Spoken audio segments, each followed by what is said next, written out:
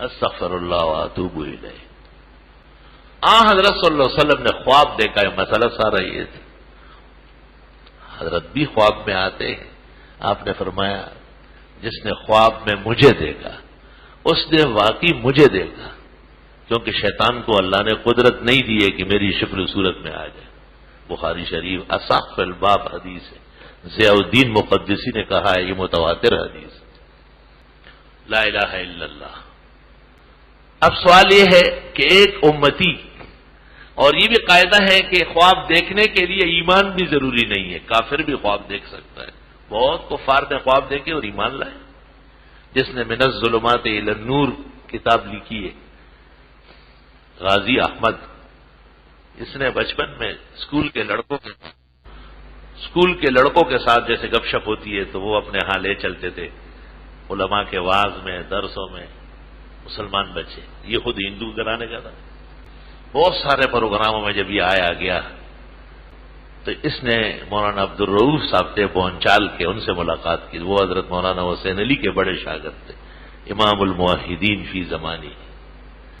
انہوں نے کہا کہ آپ رات کو سوتے وقت دعا کرتے رہے اللہ سے ہدایت کی، اور اللہ سے کہے کہ یا اللہ مجھے اسلام کی ہدایت نصیب کرے، اور تو ہمارے پاس کوئی چیز نہیں، مسئلے مسائل یہی ہیں، آپ سن رہے ہیں۔ اس نے کتاب لکھی، اتنی موٹی کتاب، اس کتاب کو پڑھ کر کے ہزاروں ہندو اور کافر مسلمان ہو گئے۔ تو اس نے خواب دیکھا کہ وہ ایک جگہ بیٹھا ہوا ہے اور اچانک ان کو کہا گیا کہ رسول اکرم صلی اللہ علیہ وسلم آپ سے ملنے آئے۔ وہ لڑکا تھا لیکن بہرحال اسکول پڑھتا تھا، لکھا پڑھا تھا اور باادب تھا۔ وہ کہتے میں وہیں کہ وہیں زمین پہ جم گیا کہ میری کیا حیثیت ہے۔ کہا کہ مبارک ہستی آئی اور مجھے کہا بیٹے ہندو اور دوسر کفر کے راستے چھوڑ دیں، میں سچا پیغمبر آیا ہوں اور آپ کو دعوت دیتا ہوں کہ آپ کلمہ پڑھ لیں تاکہ قیامت کے دن آپ کی شفاعت کروں اور اپنے ساتھ جنت لے جاؤں۔ وہ بچہ کہتا ہے کہ مجھے کوئی شک نہیں رہا، میں سمجھ گیا کہ جسے مسلمانوں کا آخری پیغمبر کہا جاتا ہے اور جو پوری دنیا کی ہدایت کے لیے آئے وہ بزرگ ہستی یہی ہے، کوئی شک ہی نہیں۔ کہ اٹھنے کے بعد میں اتنا خوش تھا کہ اپنے آپ کو آسمان پر سمجھتا تھا، لیکن خواب کی مضبوطی کے لیے کہا میں نے کسی کو بیان نہیں کیا۔ چند ہفتے جب گزرے تو کہا اسی طرح کیفیت دوبارہ بنی اور فرمایا کہ بیٹے دیر کرنا ٹھیک نہیں، آپ کلمہ پڑھیں۔ وہ کہتے میں اسکول کے لڑکوں کے ساتھ حضرت مولانا عبدالرؤوف صاحب کی خدمت میں آیا، جمعے کا دن تھا۔ مولانا نے کہا مجھے کلمہ پڑھایا اور نہانے دھونے کا کہا، لڑکوں کو سمجھایا اور پھر کہا کہ یہاں آ کے آپ بیٹھ جائیں۔ اور مولانا نے اس موضوع پر جمعے میں تقریر کی، وہ ایمان پر کہ لوگ ایمان کس کو سمجھتے اور ایمان کا کیا مطلب کا تمام تقریر مجھ سے متعلق ایک نو مسلم سے، وہ اخیر میں میرے متعلق اعلان کیا کہ ایک بچہ مسلمان ہوا ہے لیکن اور طرح اس کو مسلمان میں نے یا آپ نے نہیں، رسول کریم صلی اللہ علیہ وسلم نے خواب میں کیا ہے۔ تو وہ پہلے ہندو لڑکا تھا اور اس دوران حضرت تشریف لاتے تھے اور فرماتے تھے کہ آپ مسلمان ہو جائیں۔ اللہ تعالیٰ جب کسی کی ہدایت کا فیصلہ کر لے اسباب بن جاتے ہیں۔ جب جناب نبی کریم صلی اللہ علیہ وسلم نے یہ خواب فجر کے بعد مصلی پر بیان فرمایا کہ میں اور میرے صحابہ امن و سکون سے مکہ گئے اور ہم نے عمرہ کیا اور بخیر و عافیت واپس ہوئے اور مشرکین نے ہمیں کوئی منع نہیں کیا، تو صحابہ میں ایک جوش آیا، وہ بھی تو کئی سال سے حرم سے دور تھے۔ حضرت چلے روانہ ہوتے ہیں۔ آپ نے کہا کہ اس خواب میں اس قسم کا کوئی قرینہ نہیں ہے کہ یہی سال ہو یہی وقت ہے، ہو سکتا ہے اگلے سالوں میں اللہ موقع بنائے۔ آپ پیغمبر تھے اور ظاہر ہے آپ جیسے علوم آسمان و زمین میں کس مخلوق کے۔ آپ نے کہا خواب میں جلدی کرنے یا اسی وقت جانے کا نہیں ہے، لیکن جب صحابہ کا جوش خروش محبت جذبات آپ نے دیکھے تو خواب میں یہ بھی نہیں تھا کہ آپ اس سال نہ جائیں۔ توکل علی اللہ کر کے آپ 1400 صحابہ کے ساتھ عمرے کے لیے روانہ ہو گئے۔ مکہ مکرمہ سے چند میل کے فاصلے پر ایک جگہ ہے، اس کا نام حدیبیہ ہے۔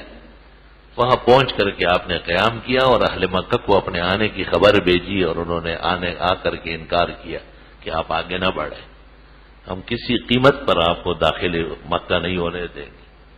آپ کے اور ہمارے درمیان 3 بڑی جنگیں ہوئی ہیں۔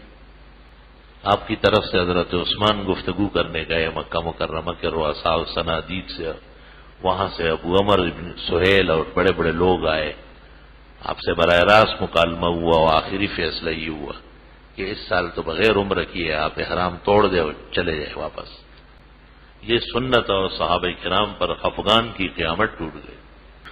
جب صحابہ نے زیادہ ناراضگی ظاہر کی کہ آپ حکم دے دیتے ہم اسی طرح ہی داخل ہوتے ہیں، آپ ہنس پڑے۔ آپ نے کہا میں خدا کا پیغمبر ہوں، میری طرف سے جہاں تک ہو سکے جتنی مشکل شرطیں ہو مان لوں گا، لیکن کعبے کے گرد و جوار میں خون کا قطرہ گرنے نہیں دوں گا۔ وہ نہیں جانتے ہیں، میں تو کعبے کو جانتا ہوں۔ کعبہ خون کی جگہ نہیں ہے، یہ امن کی جگہ ہے۔ بہت تکلیف کا مرحلہ صحابہ نے گزارا۔ جب یہ بات ہونے لگی شرطوں میں کہ اگر آپ کا کوئی ساتھی آپ سے روٹ کر یہاں آیا ہم واپس نہیں کریں گے، اور اگر ہمارا کوئی آدمی مشرف با اسلام ہوا اور مدینہ آیا آپ کو واپس کرنا پڑے گا۔ اس پر تھوڑی دیر لے دے ہوئی، لیکن آپ رضامند ہو گئے کہ لکھ لے۔ صحابہ حضرت عمر جیسے جبل من جبال الاستقامہ گھبرا گئے اور آپ سے کہا کہ کیا ہے، کس طرح کمزور فیصلے کیے جا رہے ہو۔ آپ نے کہا اعلی رسلے کا یا عمر، آرام سے رہو، انی رسول اللہ، میں خدا کا پیغمبر، میرے فیصلے کرنے دو، میرا ہر فیصلہ اور ہر حالت خدائی نظر میں وہی سے چل رہا ہوں میں۔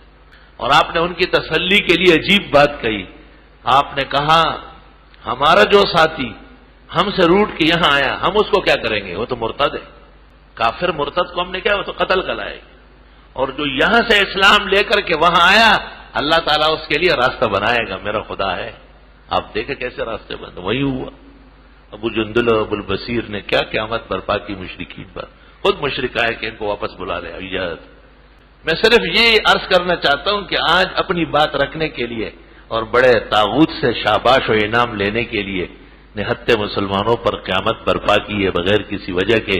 اب قرآن کیا کہتے ہیں وہ چند آیتیں پڑھتا ہوں، بس مضمون میرا مکمل ہے۔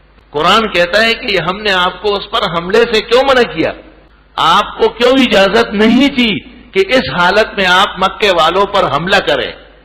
وہ بڑے ظالم ہے، بڑے ناکارہ لوگ ہیں، لیکن ہم نے آپ کو کیوں روکا؟ آپ قرآن سنیں کیا کہتے ہیں قرآن۔ واہ واہ واہ واہ، قرآن تیری بلاغت پر قربان جاؤ۔ السلام علیکم جی دوستو، آپ نے دیکھا اور سنا شیخ مفتی ظفر علی خان رحمۃ اللہ علیہ کو کہ شیخ مفتی ظفر علی خان رحمۃ اللہ علیہ کیا بیان فرما رہے تھے۔